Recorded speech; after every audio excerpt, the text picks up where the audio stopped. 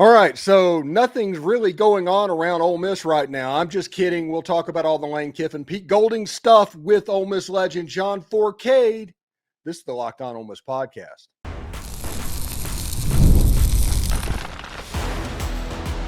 You are Locked On Ole Miss, your daily podcast on the Ole Miss Rebels. Part of the Locked On Podcast Network, your team every day. Welcome to the Locked On Ole Miss podcast. I'm your host, Stephen Willis, and this is the most watched Ole Miss podcast out there. I'm a 10-year veteran member of the national media with Yahoo Sports and a former Ole Miss staff member. We are part of the Locked On Podcast Network, now the #1 podcast network in the entire country. Thank you for that. On today's show, we're going to talk about the news of the week, the Lane Kiffin leaving, Pete Golding being hired. We might mention the Egg Bowl. We might talk about the playoffs, all of that with Ole Miss legend and former quarterback John Fourcade, who will be coming on the show today. Today's episode is brought to you by Game Time. Download the Game Time app and create an account and use the code LOCKEDONCollege for $20 off your first purchase. All right, John, one thing that's interesting about all of this, there's absolutely nothing going on, right? It's just kind of ho-hum. Not just typical Monday, nothing, a little chilly down here, might rain. We have no news going on whatsoever in New Orleans area. Yeah, seriously. And you add John Summerall to everything. I guess South Louisiana is having a pretty big news cycle day right now. Well, what's funny is all the stuff, I'm an Ole Miss guy, and I've dealt with a lot about Ole Miss. Even all my sports people I got to talk to down here, they all want to talk about the Ole Miss. And why is Lane Kiffin doing this, that, and that? And I said, hold the phones there. Let's see. Tulane's playing for a conference championship. Tulane could win the conference championship, be the 12th team in the playoff, and their head coach is leaving. And nobody's saying anything about that. All right. I love John Summerall. He's done a fantastic, and I don't blame him. I mean, all Tulane could do was offer him $4 million. He got like $8 or $9 million to go to Florida. All right. Nothing's being said about that. But boy, you talk about Lane Kiffin, and like the world's coming to an end. There's a lot of news going on. We all know that. People are trolling about Kiffin this morning at the yoga class. Who cares? The guy, and I tell people, I just got off the show. The guy tells people that, and I tell people this: what has he done in 6 years at Oxford for him to be in any trouble whatsoever? Have you heard any bad, negative things off the field about Lane Kiffin? No. When he was at Alabama, you heard a lot of things. But the guy's nice, straight. I met him, a little quiet now, a little different. I think this, too, about Lane Kiffin, Stephen. Lane Kiffin was brought up and raised in city life, Tampa Bay, California, Boca Raton when he was coaching. Then he goes to Oxford. It's a big difference in lifestyle for him. I think he's got to the point where, look, I've been here 6 long years. Let me go chase the money. Going after the money, NIL money, and he's going to live in a different city that might be more conducive to him. And let's be honest, the best players around, they're going to go to LSU before they go to Ole Miss. Ole Miss done a lot with the transfer portal. LSU's been doing a lot with getting high school kids developed. And they're also going to now starting to do a little transfer portal signings. Well, all of that is true, and I can agree with all of that. The problem that I think Ole Miss fans and everybody has about this situation, especially with Lane Kiffin, is how he left. For the last 4 weeks, in what would be an 11-1 season, the greatest regular season in anybody under the age of 65's life, that's been an Ole Miss fan, you haven't been able to enjoy it because they've been playing this will he or won't he, and you're not good enough mode, and he's trolling the fan base, and he's putting out Kiffin 2026 flags and hats in the butt. That is the reason this got weird. And then when he decided to leave, when Ole Miss absolutely said, you're not going to coach the playoff, LSU's coach is not going to coach Ole Miss in the playoff, he basically tried to burn the place down and said he's going to recruit all the players from Ole Miss's roster and take every coach with him and all of that, and there's nothing you can do about it. That is the reason everybody's upset about this. I can understand that. And then, look, here in Louisiana, we heard this. We found out that LSU gave him this opportunity saying, hey, listen, we just need to know you're coming here. You committed to it. We just want to announce it. You can announce you're coming to LSU. But if you want to coach LSU all the way to the to February or whatever you win a national championship, whatever it may be, if you get that far, great. We're going to take you after that. They had the open arms by saying, go for it. All right, Lane said, okay, well, let me throw this on LSU, Ole Miss to see if that'll work out, if they'll do that. It didn't work out. And I don't know what all transpired with him and Keith Carter and the president. Everything was hunky-dory. But what do you expect a guy who's other schools, NFLs, everybody's wanting to go after him 3 weeks before the season's not even over yet? He's got to say some stuff and do some things. I mean, he can't come out saying if he's going to leave, he's not going to leave when he plays the Oklahoma games. Yeah, I'm leaving to go to LSU. Then you can forget the playoff. He was doing this to get him in the playoff. He didn't have to coach Mississippi State, but he wanted to feel like best chance to get us in the playoffs. Let me finish this. Let me do this. And they said, okay, you can do that. Then give me an answer after. Whatever happened all before that, he's got to cover his butt too, because he don't know exactly how to say, I want to leave Ole Miss and go to LSU 3 weeks when the season's in. Look, I'm not taking it for Lane. I'm just kind of, you got to look at all opportunities. Now, granted, the poaching and, that part, I don't know. That's between him, Keith Carter, and the president that was in that room. If that was being said and they came out and verified that that's what he did say, I want the coaches, I want the players, I want to coach them, he is wrong. I don't know what exactly was said, but listen, he wanted to do it. LSU gave him the opportunity to say, go do it, finish the year. It's just great for you, great for LSU, great for Ole Miss. We're going to settle this that way. Didn't work out that way. And all of a sudden, when you got the news, you notice how the planes landed Sunday right after, because they wasn't coming in there on Sunday. He made that phone call like, they want me out of here now. The planes were there. It wasn't coming in Sunday. They were hoping that, LSU was hoping that, hey, Ole Miss will let you coach the end of the year, finish it out, and see what happens. But it didn't. He made that phone call, and look how quick he was gone. Some of the assistant coaches jumped on ship with him and left. I'm glad that majority of them stayed. We'll see what happens. But, got to move on. You got to move on. Yeah, and the one thing, and I would just say this is watching, this is what I think was going to happen, and nobody, absolutely nobody would admit to this at this point. And if they do, they're freaking psychotic for doing so. But I think he was going to try and delay until he coached the game. And then 3 days before that game or something like that, when a change couldn't be made, he would come out that he was going to be the LSU coach. And that game was going to be a 4-hour infomercial about Lane Kiffin and LSU. And Ole Miss was not going to get any credit for making the playoff. And I think Keith Carter kind of headed that off, essentially. I don't know what's the ins and outs, but I think deep down in Lane's heart for this situation, he really, really wanted to do the coaching for the players. Now, I'd have left this up to the players. And I heard that Carter said, no, players aren't talking to him. He's not going to. If they had went well, real quick on that one, the Player Leadership Council tried 3 times to set up an appointment to talk with Lane. He ignored them. The players just showed up in there. Lane started throwing his thing, and they told Lane to leave. Okay. Literally the players revolted before the Egg Bowl on Lane Kiffin. Well, I mean, they didn't show it when they played the Egg Bowl. Because they want to go to the playoff. Right. I mean, so the players, like, look, Lane Kiffin got them to where they're at. I mean, look, you got the players, I understand they go play the game, but Lane Kiffin's the coach. He made Ole Miss the last few years with his coach. He lost some games for them, but overall, where they at, what they got to, I would have loved to have seen him, and I understand that. I would love to see them finish the year out and get them to as far as they're going to go, win it, not win it, or whatever, and then move on. Didn't work out that way. I think it was a little bit more of a ego deal. Now, look, I love Keith Carter. Nothing to do with Keith, but the ego of the fact that we're not going to have an LSU coach or anybody else, Florida coach, whoever it may be, if he left to go to Florida, coaching the Ole Miss Rebels, and I perfectly understand that. The good thing was, the reason why he didn't do it for that Mississippi State game, and I think we discussed this, is that he's got more time now with these coaches, Ole Miss does, to get ready for a playoff game.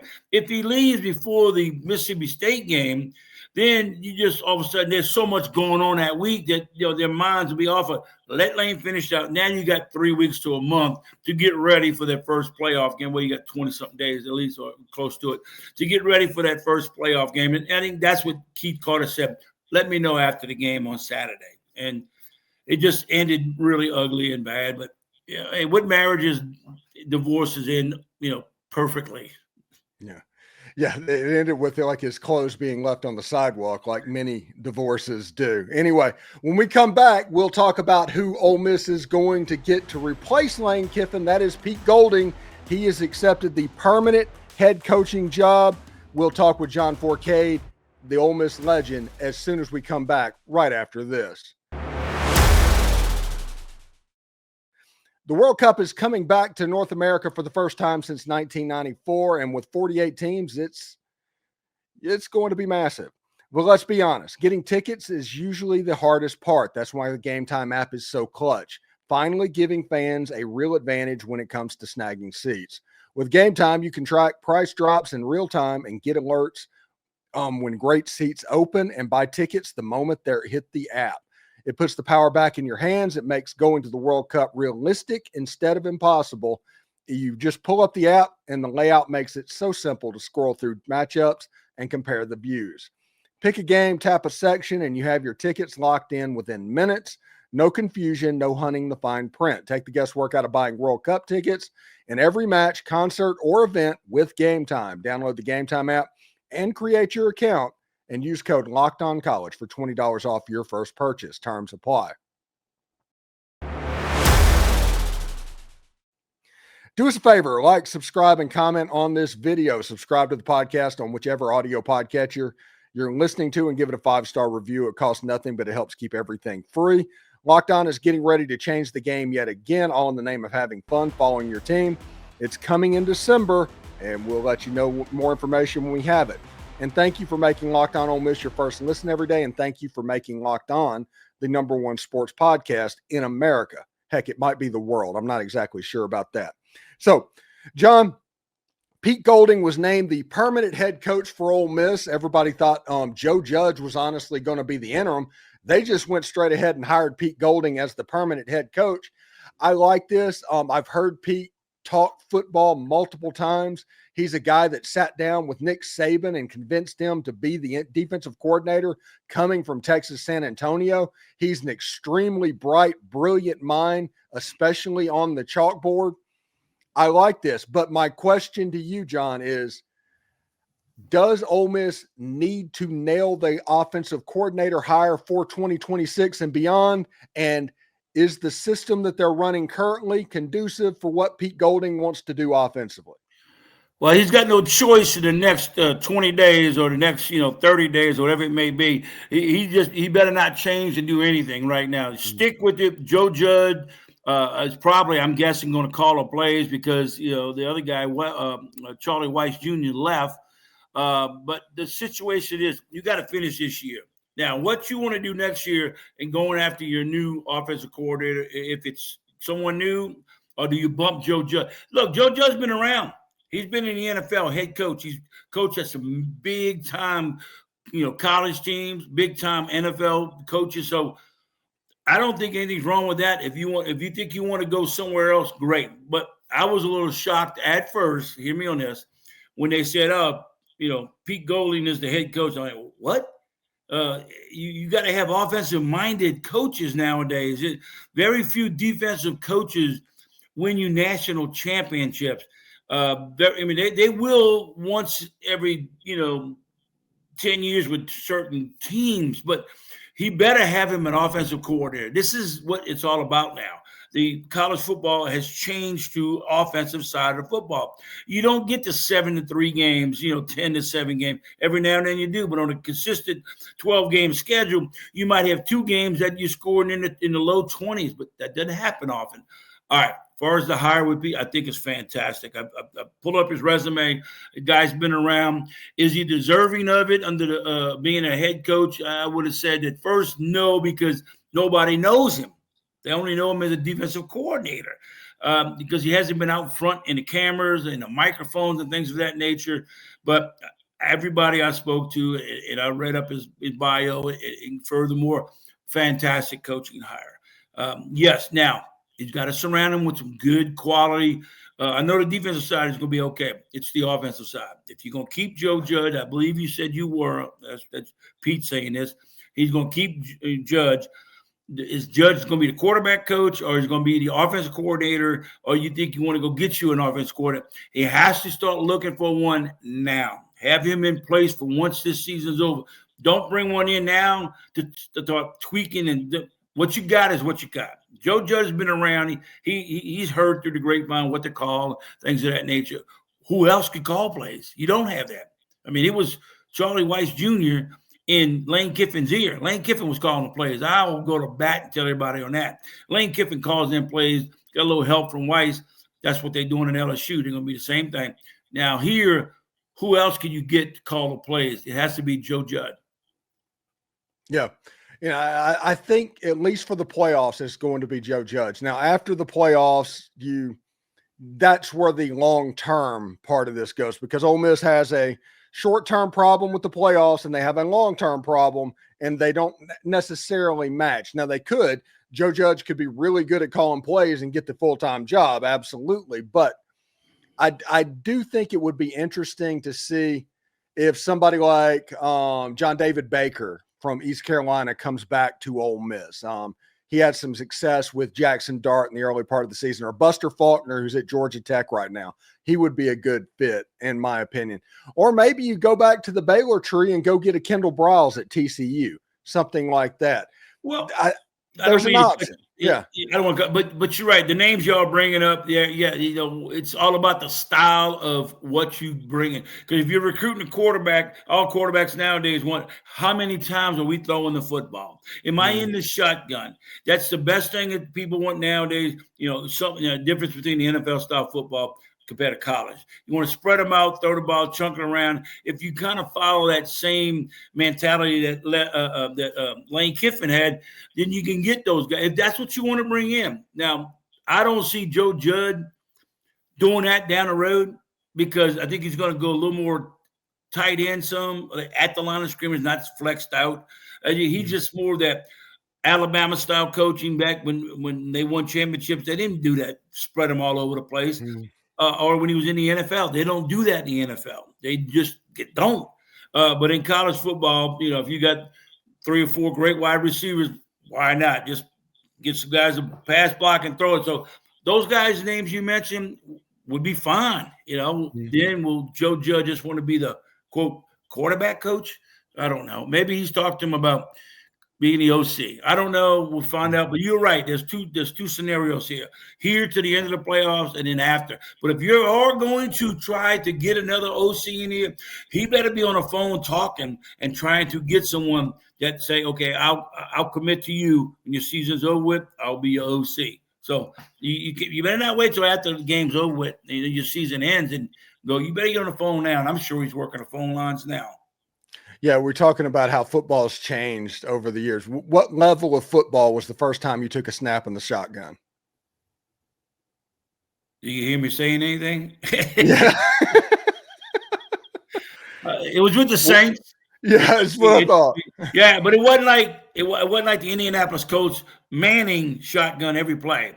We did it, if it was third down, we were too obvious for us. We were so obvious in a Saints offense we ran. It was 3 yards in a cloud of dust, but okay, it's third down and whatever. Let's get in the shotgun. Like everybody knew you're throwing. And that's the only time I've ever, anything about shotgun. And Ole Miss, I was at the line of scrimmage running the veer and running for my life and dropping back stuff. But that football's changed. I understand that. Yeah, I was just curious about that. It's like whenever you were talking about that, it's like, when was the first time he was in the shotgun? All right, when we come back, we are going to wrap up this discussion as we get ready. We're talking about the Lane Kiffin exit, the Pete Golding coming in. We're going to talk about the playoffs next. This is the Locked On Ole Miss podcast. The holidays always feel a little bit easier when you already know the perfect gift, and Omaha Steaks makes that almost too simple. Whether you're treating yourself this season or sending something memorable to family and friends, Omaha Steaks delivers handcrafted perfection right to your door. And this week, it's the best time to jump in because of their cyber sale. It's here, and the deals are huge. The quality is exactly what you would hope for: incredibly tender steaks, rich flavor, and meals that make hosting or weeknight cooking even easier. Honestly, it's the kind of gift that brings people together. Save big on unforgettable gifts with Omaha Steaks. Visit omahasteaks.com for 50% off site-wide and an extra 20% off select favorites during their cyber sale. And for an additional $35 off, use promo code COLLEGE at checkout. That's omahasteaks.com. Promo code COLLEGE. Terms apply. See the site for details. All right. John, I'm pretty excited about the playoff coming up. Ole Miss is likely going to be a 5, 6, or 7, somewhere in that realm, which means they're playing against Alabama or the G5 team or the ACC team, something like that. The point is, Ole Miss should be the favorite in whoever they play against. Well, here's my take is Alabama has to win to get in. Alabama loses, they're not getting in that 3-loss team. Mm-hmm. Next thing, how do you put Duke in if they win the ACC with a 5-7 record, which will be 8-5 record? No, I think the rules state that you got to be ranked up there. You can't be a team that's not ranked and get 21st just because you win your conference you're in with a 5-loss team and you got 5 or 6 2-loss teams sitting out there not going to get in. I mean, Steven, you got to look at that. I think the rules state that Duke doesn't necessarily, if they win, they're in. I don't think that's what the rules state. I think you have to be in a ranking scenario high enough up. Now, with all that being said. Well, it's the top 5 highest ranked conferences, which means that the ACC conference champion is 6th. The ACC is not going. Thank you. It'll be James Madison and somebody. Yeah. Right. That's only, and James Madison, head coach, just took the UCLA job. So how's that going to work out? So with that being said, that if it's Virginia, I can see them in because they only have 2 losses. If it's Duke, no way you put a 5-loss team ahead of anybody with 2 or 3 losses. If that's it, you might as well just throw out the college NCAA playoffs because it's a joke. They need to go back and say this, and I'm gonna get to if you're going to have playoffs and you're going to talk about top team, how about the 12 top teams? Okay. If you don't have a group of 5 guys in there, then you need to go NCAA and have a NCAA championship for the group of 5. Because basically you got the Power 5s all are going to be, you can have 12 Power 5 teams well over any group of 5. So have 2 national championships. Who cares? You got an FCS national championship. Why not have the NCAA Power 4 championship, NCAA group of 5 championship?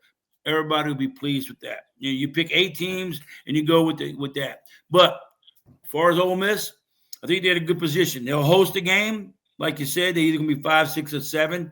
I don't think they're going to be an 8. They'll host a game. They'll probably be favored. And you thought it was rocking and rolling at the last home game against Florida. Wait till you see this one. And I'm going up there. I can't get no freebies. They don't take care of us old guys anymore. So the tickets go on sale next week. So I've already got my hands on the tickets. And so hopefully that, we get to see him. And I think that first home game is, oh, man, it's going to be unbelievable. And I think they win that one. I mean, I really do. I just think it's in the cards for right now. But after that, I don't know what's going to happen then. Yeah, it should be interesting. And I tell people all the time, Ole Miss fans need to be hoping that they're the number 6 or the number 7 team. If you can't be in the buy thing, number 6 or number 7, because that means you're going to avoid potentially, well, I guess maybe Georgia and Ohio State, depending on how the rankings play out. And the matchup is going to be favorable because you'll have Indiana on that side of the bracket, because I think you would match up pretty well with Indiana. It's interesting to me. I'm curious to see what happens. This is, like I said, my first Ole Miss game that I can remember was Steve Sloan's last. And to this point, I've never, ever seen a season like this. Right. Well, let's go back real quick for this. Well, the season like this it's just unbelievable. Last 2 years, last year you had a better team. Dart, studs on defense side of football. Bad coaching decision. This year he's changed his coaching decision. They went 11-1, and they're in the playoffs. I don't care if they get. They'll hell be paid if they don't make the playoffs by the NCAA. But fantastic. That's great going for them. But, you want to talk about over the years and stuff, this is it. I mean, this is what we're all here for. We're looking forward to this. This is everything. But a good thing, too, is this. If they do this, the only thing I think the NCAA could screw them up would be that they don't want to see 3 out of 4 teams, SEC teams, in the Final Four. They're going to make sure that Ole Miss wins. They're going to play an SEC team. A&M might be playing another. You know what I'm saying? They're going to have. I can see one bracket's going to be 4 SEC teams playing each other, like they did it in baseball. They don't want to see the SEC, playing a team that they think their worst nightmare is a championship game between SEC and SEC. Oh yeah, there's no doubt. And in other words, nightmares if you got the Final 4 teams and 3 or 4 of them are SEC. Obviously 2 of them got to play it in each other, but they just don't want to see you right that final. And the world, the people of the Midwest or Northeast, they, in the South, we all love it. That's what real football is, SEC. What they want, and honestly, if we're just going to be real, would be Ohio State and Georgia in the championship game or something like that. Yeah, well, they want to see Big Ten versus an SEC. I don't see Indiana. An argument the other day with a guy about, who y'all play in the SEC? I said, wait a second. Y'all got 4 teams. Anything below that's garbage. We got 12 teams. Anything below that might be garbage. Y'all can't play week in and week out in the SEC and talk about how bad we are, because in the 10th week of the season, you're playing Prairie View, or you're playing, what's the matter you? I don't care. You open the season up playing what's the matter you. Play out schedule. Hell, half the Big Ten conference teams couldn't even last at the bottom of the SEC. So, hey, we'll find out. You know what, Steven? In 2 weeks, 3 weeks, we got to play the games. We'll see who ends up in the top 4. Yeah, exactly. And next time we talk, next Monday, we'll know exactly who we're going to play. So all of that's going to be there. Anyway, John, what you got going on this weekend, bud? Steven, I'm just going to relax here. I'm probably going to go watch the Tulane game Friday night. They play North Texas for the conference championship. Nothing to do, but I have to dress warm and bring a poncho because it might be raining. But maybe I have a friend of mine that owns a suite to let me come in it. But I'm just going to relax, chill. Nothing, man. Just getting ready for that 19th or the 20th, whichever day they're going to play. I'm just looking forward to it. Yeah, it should be really good. Anyway, thank you, John. We'll talk to you next week, buddy. All right, Steve, have a good weekend yourself. You too. Hotty toddy, man. Hotty toddy. All right. Thanks again for making the Locked On Ole Miss podcast your go-to source for Ole Miss sports. We pride ourselves in offering the most comprehensive perspectives, which is why we're the front door of Ole Miss. Don't forget to subscribe, like, and comment. It helps the show, and it's absolutely free. Your support means the world to us. Thank you for making Locked On Ole Miss your first listen today. For your second listen, check out Locked On SEC. Chris Gordy breaks down the best conference in college sports, from the rivalries to the championship and every game in between. Find Locked On SEC on YouTube or wherever you listen to podcasts. It's part of the Locked On Podcast Network. Your team every day. Hotty toddy, everybody. We'll see you tomorrow.